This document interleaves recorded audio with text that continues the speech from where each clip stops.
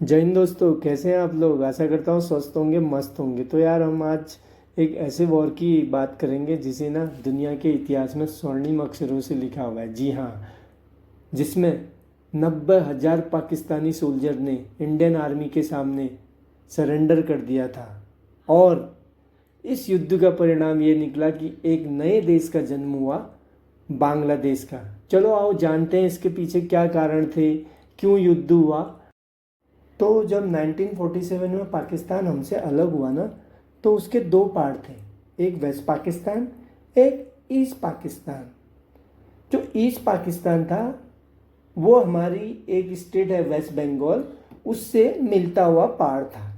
अब ईस्ट पाकिस्तान और वेस्ट पाकिस्तान के बीच में जो है ना 2000 किलोमीटर का डिस्टेंस था।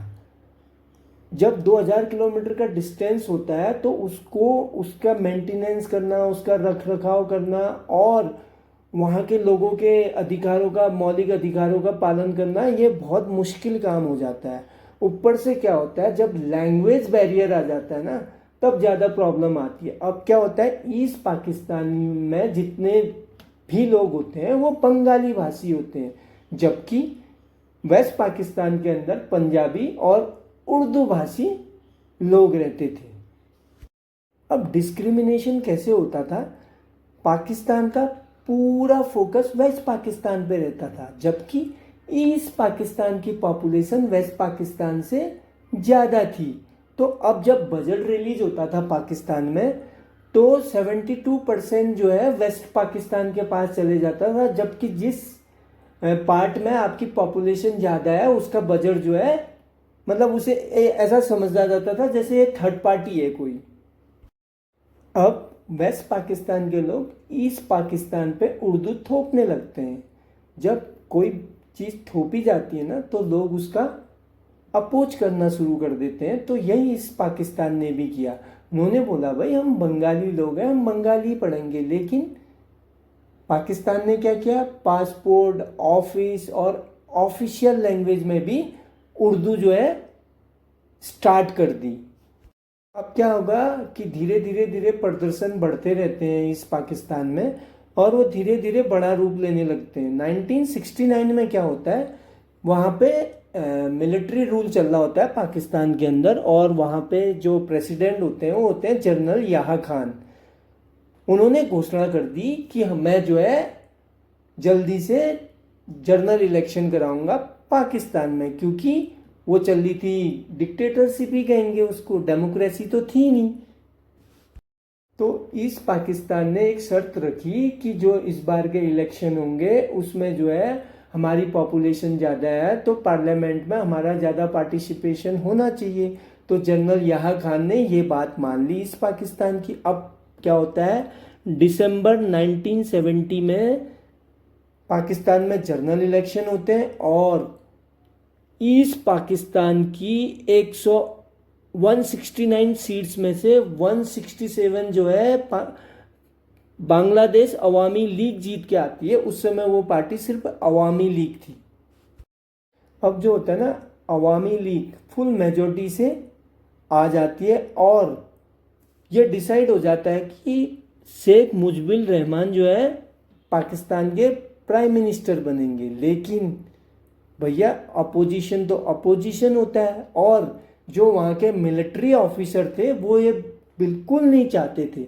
तो वहाँ के जो अपोजिशन के उस समय लीडर हुआ करते थे वो थे जुल्फी अली कार भुट्टो। उन्होंने अपोजिशन पार्टी से मिलकर ये डिसाइड कर लिया कि ये इलेक्शन को जो है उन्होंने नकार दिया, और उन्होंने इस रिजल्ट को मानने से ही मना कर दिया। और फिर वही होता है, इलेक्शन क्या हो गए, रद्द हो गए।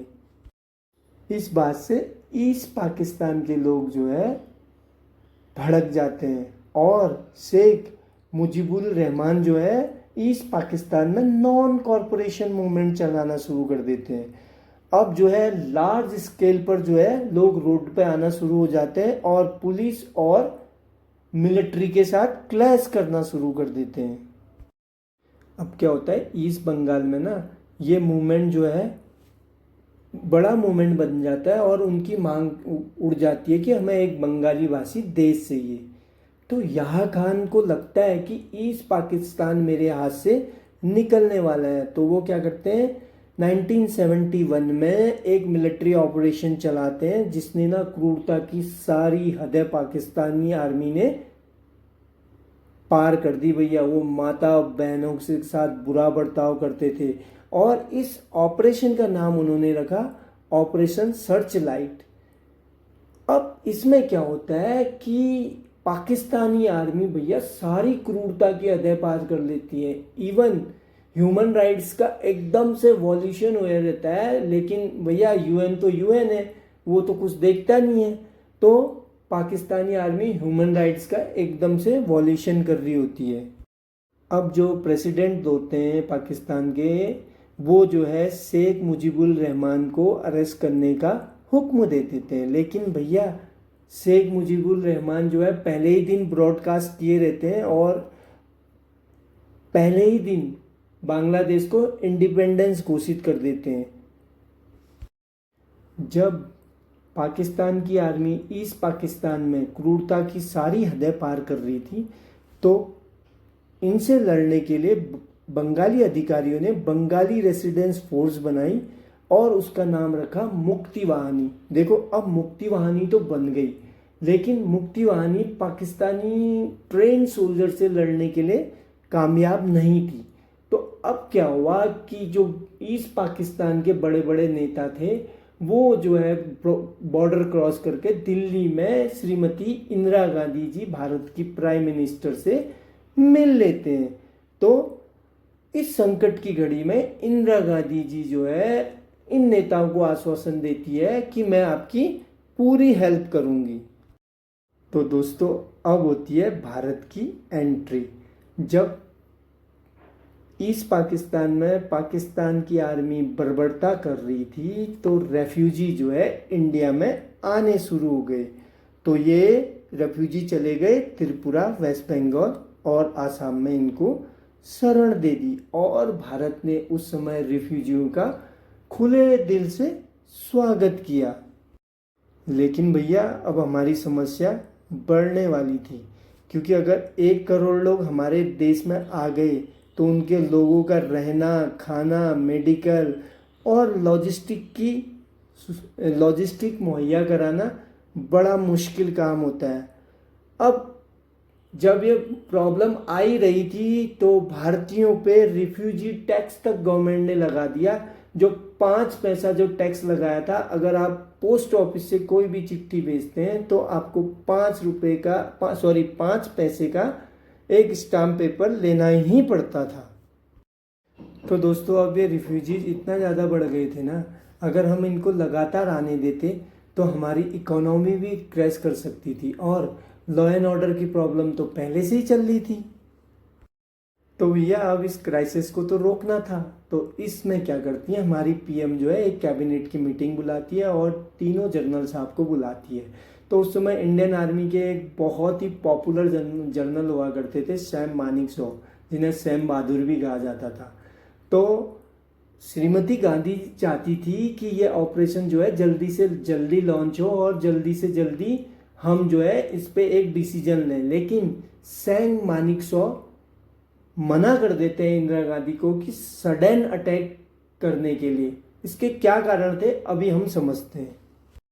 तो दोस्तों मेन कारण था कि 1965 में हमने वॉर लड़ा था, तो इस वजह से जो है आर्मी के पास अभी हैवी मशीनरी, फाइटर प्लेन और अन्य लॉजिस्टिक की कुछ कमी थी। सबसे बड़ा कारण क्या है पता है? डिफेंस को लड़ने के लिए टेरेन चाहिए होता था और वो महीना चल रहा था अप्रैल मई का। अप्रैल मई के महीने में क्या है, वहाँ पे अगर हम बात करें आज के परिदृश्य के हिसाब से भी, आज आप देखोगे जब बाढ़ आती है ना, जब मानसून चलता है, तो पूरा जो ये टेरेन है ना, पूरा क्या होता है पानी से भर जाता है। तो भैया ऐसे में तो लड़ाई लड़ नहीं सकते, क्योंकि जो दुश्मन है वो तो मोर्चे पे बैठा है, हमें तो एडवांस करके जाना है, वो तो हमें ठोक ठोक के मारेगा। तो सैम मानेकशॉ ने इस कंडीशन में लड़ने से मना कर दिया। और एक टेरेन और है हमारे यहाँ, हिमालय वाला, लद्दाख वाला, अरुणाचल वाला। तो भैया वहाँ तो बैठा था चाइना, 62 में जो है हमने वॉर लड़ी थी। तो क्या होता है कि अभी अप्रैल मई का महीना ऐसा होता है, वहाँ पे जो है बर्फ़ पिघलने वाली होती है। तो जब बर्फ़ पिघलती है तो एरिया पूरा क्लीन हो जाता है, तो हम लोग जो है पेट्रोलिंग आराम से करते हैं, और चाइना भी वहाँ से अपने एरिया में पेट्रोलिंग करता था। अगर हमारी आर्मी जो है यहाँ इंगेज हो जाती तो वो बॉर्डर कौन देखता? तो दूसरा रीजन ये था। तो दोस्तों अब ना थोड़ा डिप्लोमेसी की बात कर लेते हैं। देखो, युद्ध होता है ना जब कभी भी, तो आपको बड़े बड़े देशों का सपोर्ट होना बहुत ज़रूरी होता है, जिससे वो देश मुंह न खोलें। अब उस समय बड़े बड़े देश कौन कौन से थे? China, USA.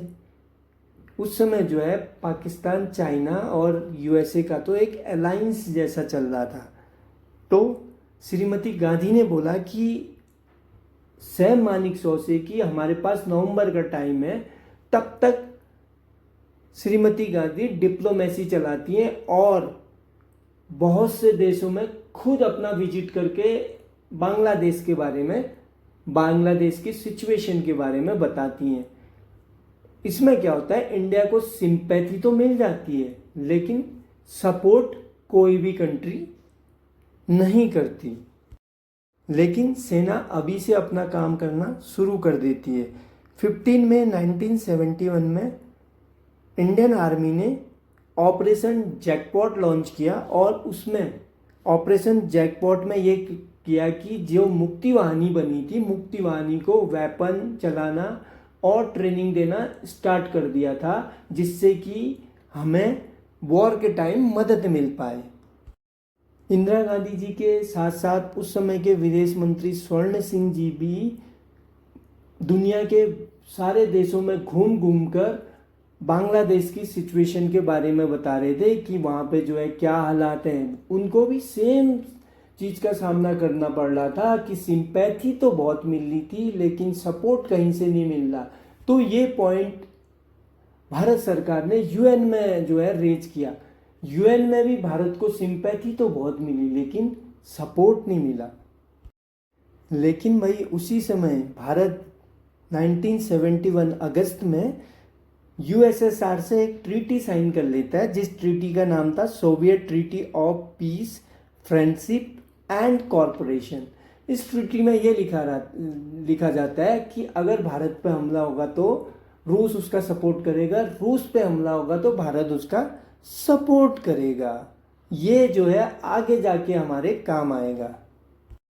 अब आ जाता है भाई टाइम नवंबर 1971 का, जिसमें इंदिरा गांधी जी की तरफ से आर्मी, एयरफोर्स, नेवी को फुल एंड फ्लैश जो है ऑर्डर मिल जाते हैं कि अब आप वॉर में चले जाइए। तो ये बात जो है यहाँ खान को पता चल जाती है, और पाकिस्तान गलती कर देता है। भैया गलती तो हम करेंगे, पाकिस्तान की तो ये हमेशा ही रहा है। तो उन्होंने क्या किया, पाकिस्तान ने पहले इंडिया पर अटैक कर दिया और हमारे पठानकोट, अमृतसर और आगरा एयरपोर्ट पर हैवी बम्बार्टमेंट कर दिया। लेकिन वो हमारा कुछ नहीं बिगाड़ पाया, क्योंकि हमारे फाइटर प्लेन सेफ थे। वो जो है रनवे को तो डिस्ट्रॉय कर दिया, जिसे हमने जल्द से जल्द रनवे ठीक कर लिए। जब डिप्लोमेसी की बात चल रही थी ना, कुछ देशों ने ये कहा था कि अगर हम आपका सपोर्ट नहीं करते, लेकिन अगर पाकिस्तान अगर पहले वॉर करेगा तो हम क्या हो जाएंगे, न्यूट्रल हो जाएंगे। तो भैया अब सैम मानेकशॉ और इंदिरा गांधी जी ने राहत की सांस ली, क्योंकि फ्रांस भारत के साथ न्यूट्रल हो गया था। अब जो है श्रीमती इंदिरा गांधी देश को ऑल इंडिया रेडियो पे संबोधित करते हैं कि हमें जो है युद्ध का खतरा है, और युद्ध के बारे में जानकारी देती है। अब जो पाकिस्तान ने शुरू की थी ना, एयरफोर्स से स्टार्ट करते हैं, तो इन्होंने ठोक के चले गए। भैया उस समय कहते हैं कि पाकिस्तान को यूएसए ने F-16 दे दिया था। तो इंडियन आर्मी ने, इंडियन एयरफोर्स ने जब वॉर किया ना, कहते हैं कि सारे उनके एयरबेस डिस्ट्रॉय कर दिए, और इवन जो उनके जो नए नए F-16 मिले थे ना, वो भी जो है कबाड़ में तब्दील कर दिए। तो अब आती है इंडियन नेवी की बारी। जो हमारी ईस्टर्न फ्लीट थी ना, जो ईस्ट पाकिस्तान के दो मेजर सी पोर्ट थे, चिटगोंग हिल और कॉक्स बाजार। तो इन मेजर सी पोर्ट पर INS विक्रांत से जो 12 एयरक्राफ्ट निकले थे, इन सी पोर्ट को जो है तहस नहस कर दिया। उसी रात इंडियन नेवी ने वेस्टर्न पोर्ट पर ऑपरेशन ट्राइडेंट लॉन्च कर दिया भाई, जिसका ऑब्जेक्टिव था कराची पोर्ट। दोस्तों, कराची एयरपोर्ट पर अटैक करने के लिए ना हमारे पास ऐसी कोई मॉडर्न शिप नहीं थी जो रात में जाके अटैक कर सके, लेकिन हमारे पास एक हमने USSR से बोट खरीद रखी थी जिसका नाम था ओसा क्लास।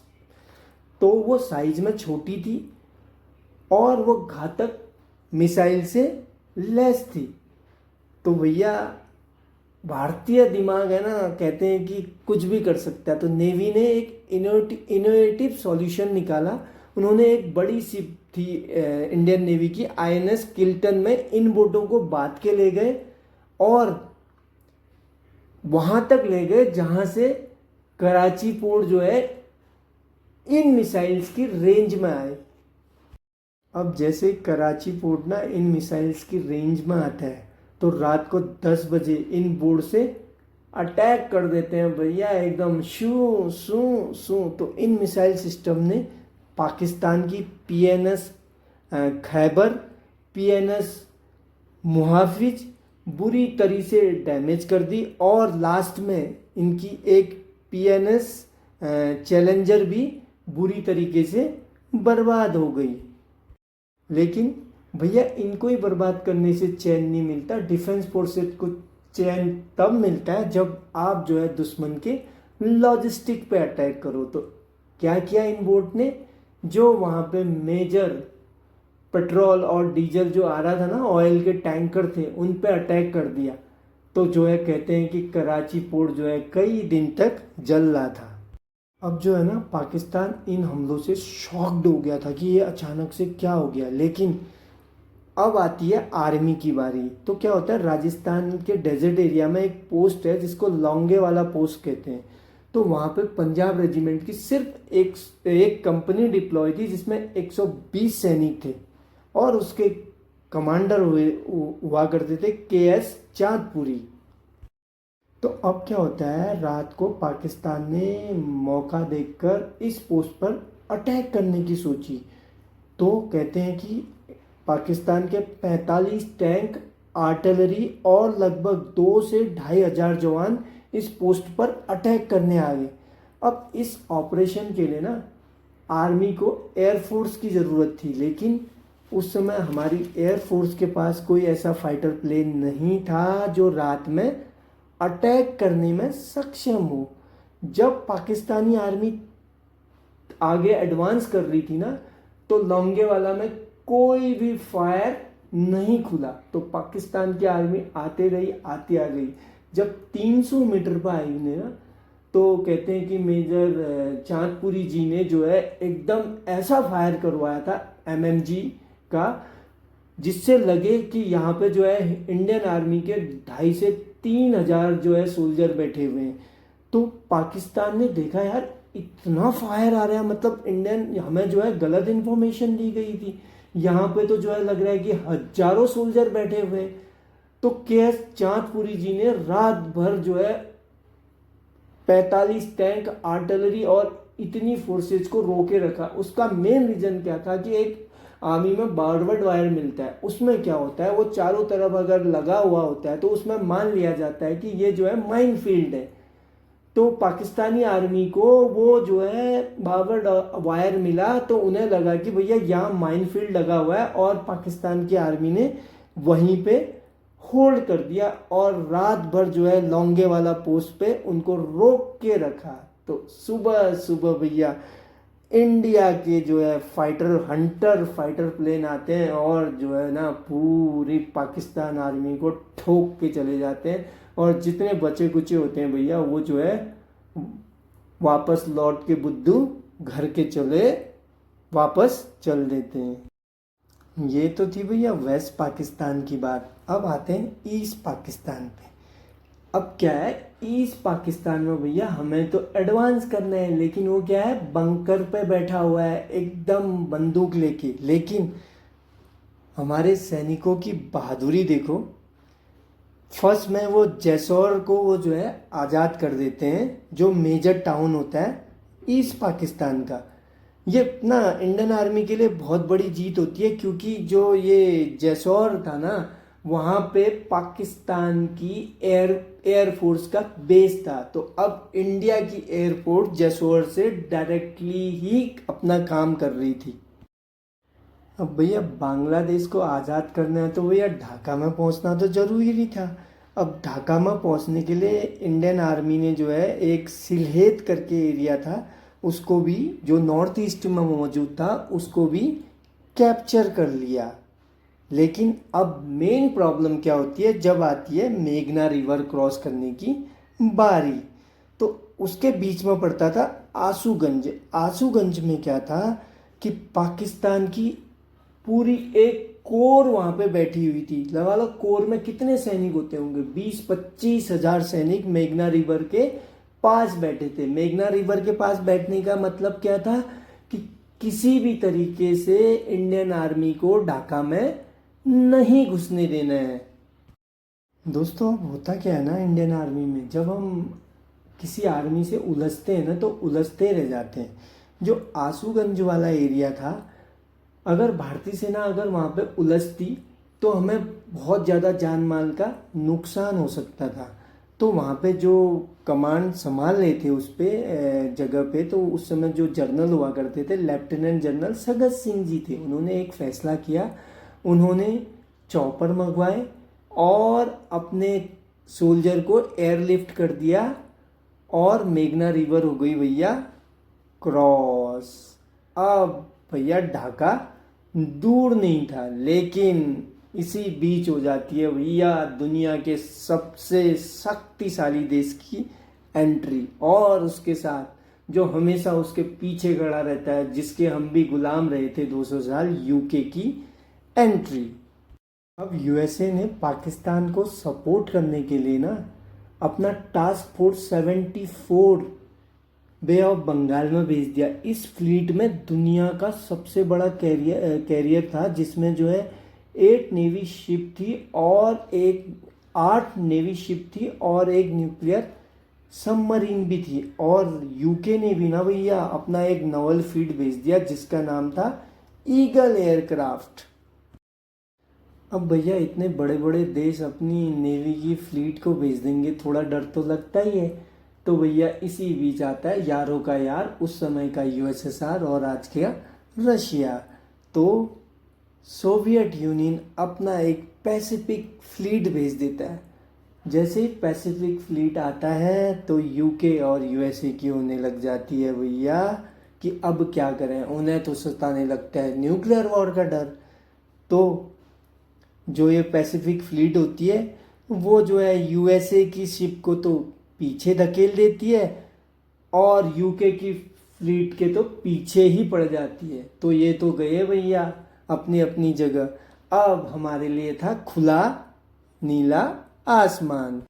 अभी जो सैनिक हमने जो है लिफ्ट कराए थे ना, तो उनसे वो थोड़ा कम पड़ रहे थे। तो जो आसूगंज वाले, क्योंकि जो आसूगंज में पाकिस्तानी सेना बैठी थी मेघना रिवर के पास, वो भी जो है ढाका की तरफ रवाना होती है। तो अब क्या करती है इंडियन एयरफोर्स और आर्मी जो है एक ऑपरेशन लॉन्च करती है और तंगेल रीजन में जो है 800 पैराट्रूपर को ड्रॉप कर देती है। तो 14 दिसंबर 1971 तक ढाका पूरी तरीके से भारतीय सेना घेर लेती है। तो दोस्तों अभी चीज़ें होती है इंटेलिजेंस। तो अब क्या होता है, जो ढाका के गवर्नर थे ना, वो इस वॉर को कंटिन्यू करना चाहते थे। तो हमारे 3 फाइटर प्लेन जिसकी कमांड संभाली थी विंग कमांडर विश्नोई जी ने, उन्होंने ना विग 21 से जो है पार्लियामेंट के चारों तरफ इतने बम गिराए कि भैया जो गवर्नर साहब थे ना वो तो एकदम शेल्टर में चले गए और उन्होंने वहीं से रिजाइन कर दिया। तो अब क्या हुआ, भारतीय सेना ने जो है पूरा ढाका अपने कब्जे में ले लिया। अब पाकिस्तानी आर्मी की ये हालत थी दोस्तों, वो जो है ढाका यूनिवर्सिटी और वहाँ पे जो जितने बड़े बड़े घर थे वहाँ पे जो है 90,000 पाकिस्तानी सोल्जर छुपे हुए थे। तो हमारे जो जनरल साहब थे सैम मानेकशॉ, जो इनके जो है कमांडर थे नियाजी जी, उन्हें मैसेज ब्रॉडकास्ट करते हैं कि भैया सरेंडर कर दो, लेकिन वो मानते नहीं हैं। बहुत नेगोशिएशन के बाद जो है पाकिस्तानी आर्मी इंडियन आर्मी के सामने घुटने टेक देती है और वेपन भैया ये रख देती है, बाबा हमें माफ करो। तो मैंने पहले भी बोला था, वर्ल्ड वॉर के बाद ना ये दुनिया का सबसे बड़ा सिलेंडर था। भारतीय सेना ने इन्हें प्रिजन ऑफ वॉर बनाया और जनेवा कन्वेंशन के अकॉर्डिंग उन्हें छोड़ दिया। दोस्तों जब भी युद्ध होता है ना तो वो बड़े बड़े जख्म देके जाता है।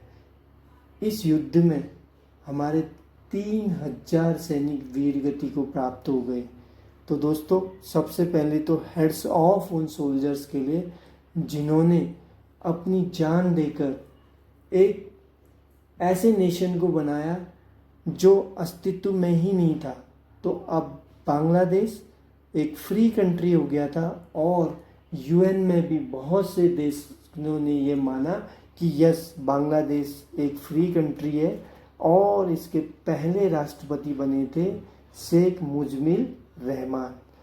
और भारत की मदद से ये तो आगे बढ़ता ही रहा, लेकिन जिन सोल्जर्स ने इसमें अपनी जान गंवाई, वीर गति को प्राप्त हुए, उन सोल्जर्स को मैं हेड्स ऑफ करता हूँ। जय हिंद, जय भारत।